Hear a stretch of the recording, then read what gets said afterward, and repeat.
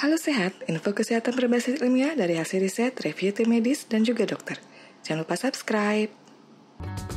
Hal yang berbahaya dari penyakit jantung adalah terjadinya serangan jantung mendadak tanpa ada tanda-tanda awal sama sekali. Kondisi ini sangat berbahaya karena penderitanya dapat kehilangan nyawa kapan saja. Penyakit ini menjadi penyebab paling banyak terjadinya kematian mendadak di seluruh dunia. Karena itu, serangan jantung harus diwaspadai, baik bagi orang yang sehat maupun yang memiliki riwayat penyakit jantung.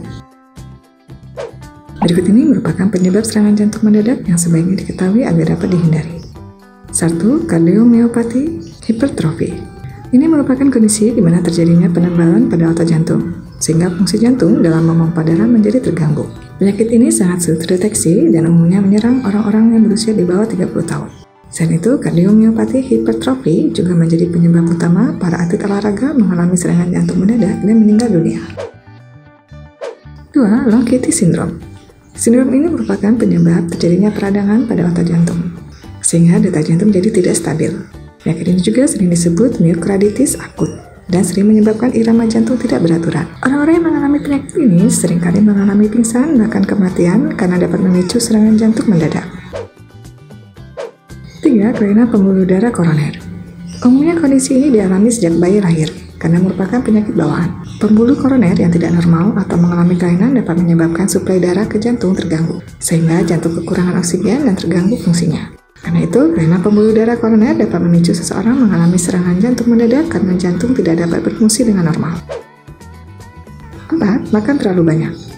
Kebiasaan makan dalam porsi banyak, apalagi yang tinggi karbohidrat dan gula, dapat memicu seseorang mengalami serangan jantung mendadak. Hal ini dikarenakan tekanan darah dan detak jantung yang meningkat saat makan terlalu banyak, ditambah makanan dan minuman yang membahayakan kesehatan jantung sangat mudah didapat saat ini. 5. Merokok dan penyalahgunaan obat-obatan. Kebiasaan buruk seperti merokok dan menggunakan obat-obatan terlarang dapat meningkatkan kadar trigliserida di dalam darah sehingga tekanan darah pun meningkat.